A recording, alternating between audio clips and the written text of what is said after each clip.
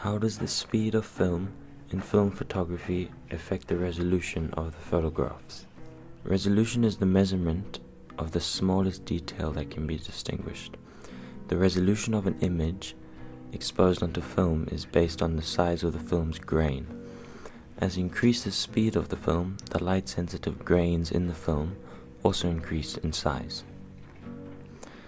This results in the image looking grainier and having less resolution, as you can see in the representation on this slide with the tree. The one on the left obviously being the one with better resolution than the one on the right.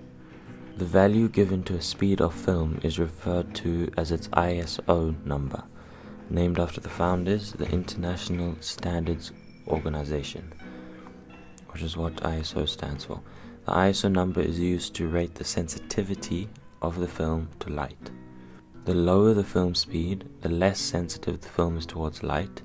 This is referred to as slower film, and the higher the film speed, the more sensitive the film is towards light. This is referred to as a Foster film. The common ISO numbers range between 25 to 3200, with 200 being the most common one. Foster films are used for moving or action shots, something that you need to take a picture of quickly, and slower films are used for still shots or low lit areas. How film exposing works. The film itself is made up of 20 or more layers, which results in an overall thickness of about 0.025 millimeters.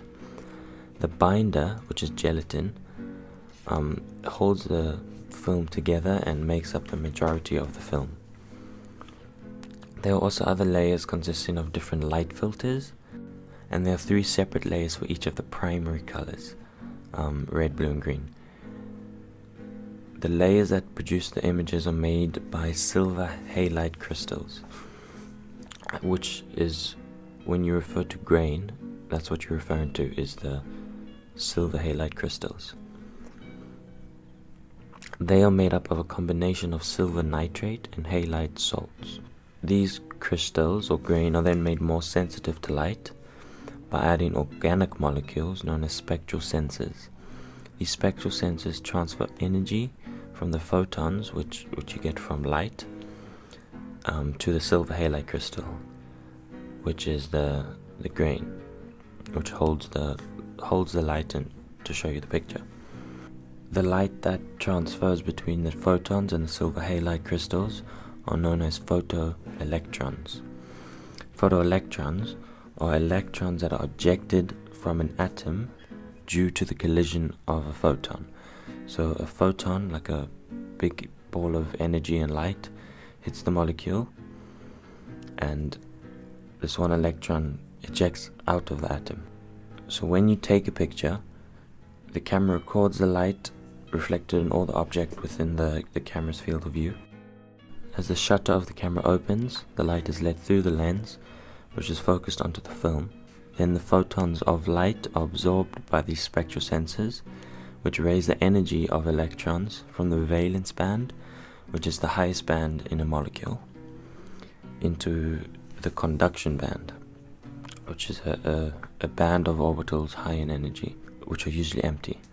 So they are susceptible to taking in free electrons. So these electrons are then transferred into the conduction band of the silver halide grains, where they combine to the silver halide lattice to form silver.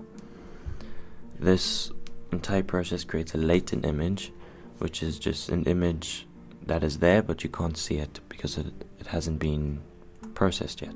And then we come to how film developing works, which is how you take this latent image and turn it into a negative image, which you can then print, enlarge, scan, etc.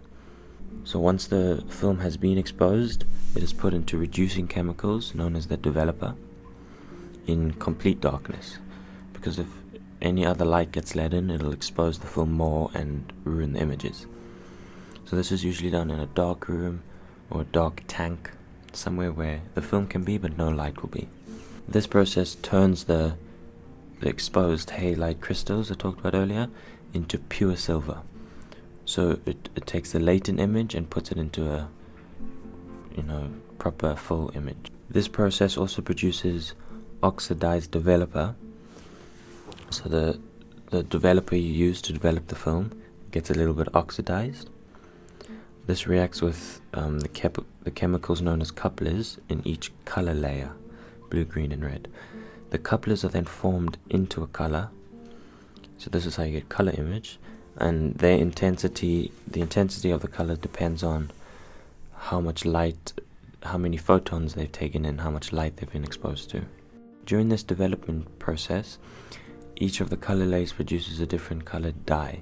The red one produces cyan, the green one produces magenta, and the blue one produces yellow, like a bluish yellow. All the chemicals that have been used to develop the film are then washed off with just ordinary water, so the development process will stop.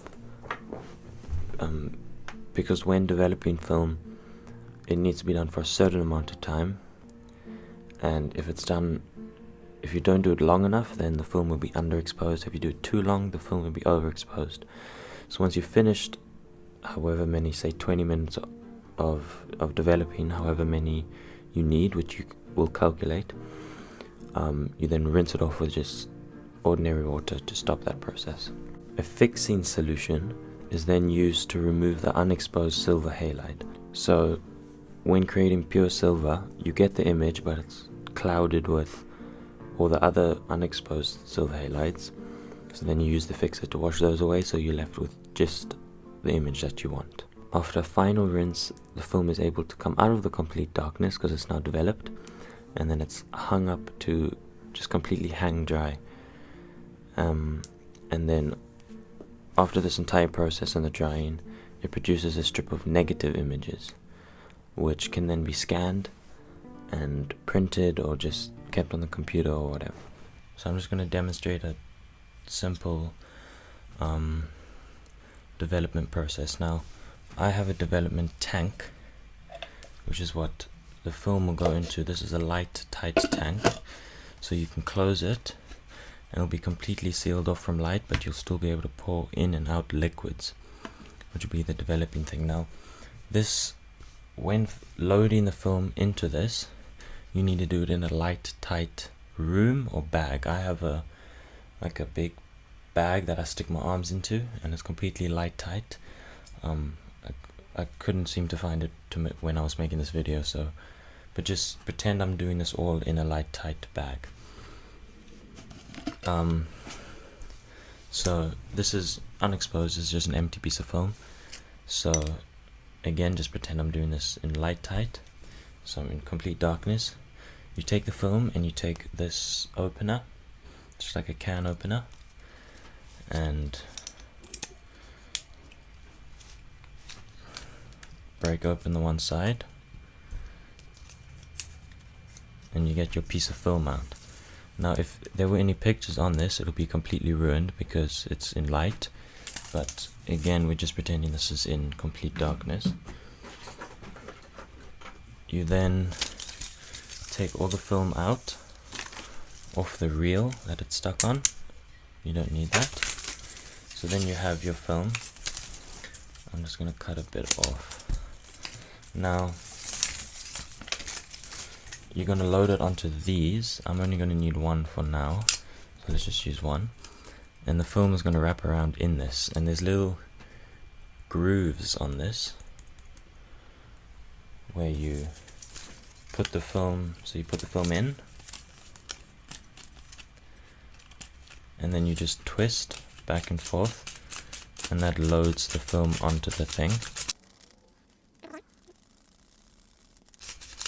So now you have the entire roll of film rolled onto this reel.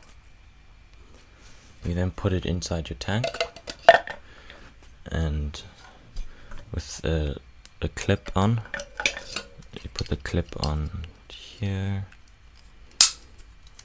just to keep it in place. Then put it inside and you close it so it's completely sealed. So now then you can take it out of complete darkness. So this is just a completely light sealed tank, but I can still pour liquids inside it. So I'm currently out of liquids. I'm supposed to buy some this week, but so then you'll go through the development process that I've already explained. Developer, the fixer, the stopper, all that stuff. And when you put it in for, say you need to do it for 5 minutes, you put it in and you just turn it around and then let it rest and then turn it around just so that the liquid gets all around. And then once it's developed and you finish the process, you can then open it up, take it out. It can now be exposed to light. Undo the thing, take your film out. So now you have a roll of developed film, so it'll be a strip of negatives. Now I wouldn't be handling it like this if it was actually exposed, because you shouldn't touch it because then it gets streaks. But you just, and after the development process, it won't be rolled up like this, it'll be like a straight piece of film. You then take a couple clips and you just hang it from the roof or something, let it dry. And then once it's completely dry and you have your strip of negatives, and you scan it. So you cut out your however many you can scan 6 frames at a time. So say, let's just pretend like this is 6 frames. So you have these images that you want to scan. You then take this, which isn't plugged in now, but this is a film scanner. Now you can't scan film on any scanner, so this it looks like just a regular. It can be used as a regular scanner, just like this, but if you want to scan film on it, then what you do is you just clip the back off. This comes out. You're left with that. Then you take this little input, which clips on inside the scanner, like that. But first you take the film you want to scan, and you slide it into the thing. So now you have the film you want to scan on this. You clip it onto the scanner, and then when you close this, I don't know if you can see this white strip here, illuminates. It's a light, and it lights up just this film, because when you scan film you need light on both sides. So this will light this side, and then the scanner thing itself will light the other side. So then you close that, you scan it, and then you'll have the pictures that you've taken on film on your computer, where you can then upload them or print them or whatever. Now, why worry about your film type and your film speed? One of the first things to take into account would be what you want to do with the film. For just regular, the most common one would be to use film and then develop it and just scan it and print out images.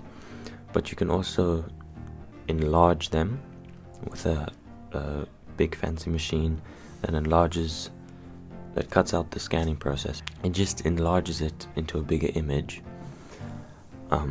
So if you're doing just normal scan film, you just use the most common ordinary film. If you're doing enlarging, then it is quite similar to the ordinary film, except it's just a higher resolution and a lower speed, so you can and a lot better quality, so you can enlarge it.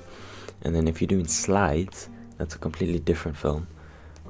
With the regular film, when you develop it produces a strip of negative images, but with slides you need positive film. So when you take the pictures and you develop it, you get left with a strip of positive images, so there's no negative at all. And then you cut each individual frame out and put it into slot holders, which can then be put into a projector to project it onto a wall. Another thing to consider is if you want color or black and white. That mainly is just personal preference, but it has some advantages, but mainly personal preference, so that's another decision. And then you need to decide on what speed you want to use. If you just want to go take normal pictures and you have like a flash and whatnot, then you just buy 200 ISO being the speed. That's just the most common, takes the most ordinary photos.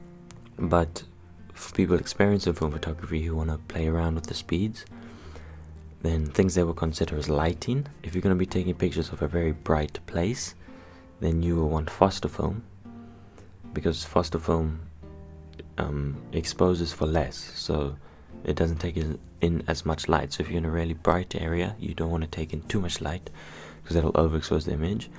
And then if you're in a really dim lit area, the best thing to do would be to have a flash.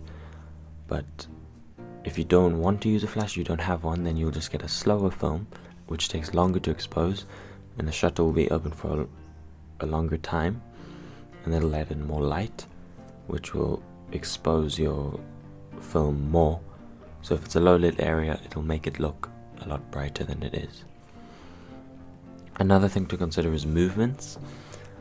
If you're going to be taking a picture within a moving car or of someone running or something, then you want a fast film so it can take the picture quickly and capture whatever you want to capture. Because say you were taking a picture of someone running by you. If you would use a slow film, it would take longer to expose, so it would blur the guy out and you wouldn't really be able to see him. He would just be a blur. But if you use a fast film, then it takes a lot quicker and you'll be able to see him. So it's always preferable to choose a slower film, because the slower it is, the better resolution it is. But so if you're taking still shots, then you'll use a slow film. You can use a fast film, but you would use a slow film. But then if it's something moving, then slow films will be useless. And then the last point to consider is just personal preference and the artsy side of things. So me, for example, I'm very passionate about my film photography, and I only shoot in film, and I collect film cameras, etc., etc. And I often use the wrong film on purpose, because you can play around with it and manipulate it yourself and change the speed of film, change the shutter speed, change the aperture, and etc., just to get a more arty look and just really control it yourself and get the exact image you want, rather than just a normal, ordinary image. And then on this next page, you'll see these are all pictures that I've taken myself with film cameras. I think they're all taken with different film cameras, but that's besides the point. It's the film speed that matters. So you'll see on the first one, it says slow film, long exposure. That, I think I took that in Vietnam, and it was very dark, so in order to be able to really see anything, you need a slow film. And then as you can see, the light streaks across the page were cars coming past, and I didn't want pictures of the cars. I want a picture of the background and then just the car lights streaking by. So with a slow film, it's open for longer, so the shutter is open for the entire time that the car's driving past. So you get the light of the car exposing, the headlights, but you don't get the car itself. So that's just an example of like an arty thing. And then below that, it says fast film to capture signs without people. That was in Thailand, and it was along the one street, and I really liked the signs. So I wanted to take a picture of the signs, but I didn't want to take a picture of all the people and the cars and all the mess below it, So I used the fast film, so it took the picture really quick and only exposed the signs, because the signs are so lit up and the people below it were not. It was really dark. So with the fast film, it captures the signs, the lit up signs, without the people below. And then just to the right of that, it says fast film because the photo was taken on a moving boat. That was at the floating market in Thailand. You can't really see it in the picture, but we were moving at the time. We were moving across the river. So because of the movement, I wanted a fast film so I could take pictures of things quickly without being blurry. We were riding past this lady making food, and I wanted a picture of her, so I was able to take a picture of her and get a good still image even though we were moving, because I had fast film. And then above that to the right, it says slow film double exposure. This is something I haven't talked about yet. Double exposure is just taking two images on the same frame, so they expose on top of each other. And because when you do this, it's going to be double the amount of photographs, or double the amount of light, you need a very slow film, so it doesn't expose that much. So you'll have two relatively dark images, but when you put them together and their lights add up, it'll be a light image. That one was taken in, the one picture was taken in Abu Dhabi or Dubai, I'm not sure, and the second one was taken in Cape Town. That one that you can see is a picture of two of my friends. The one picture is a picture of two of my friends, and the other one is a picture of just a bird in the sky, and then they expose on top of each other, and by using a slow film it doesn't overexpose.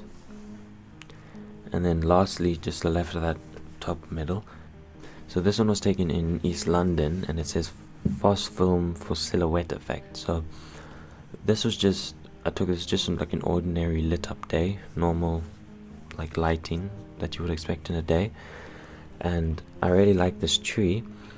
It was a weeping willow, but I wanted a picture of just the tree as a silhouette and not all the other things around it. I didn't want any of the colors of the tree because it was a pretty dull color, so I just wanted a silhouette.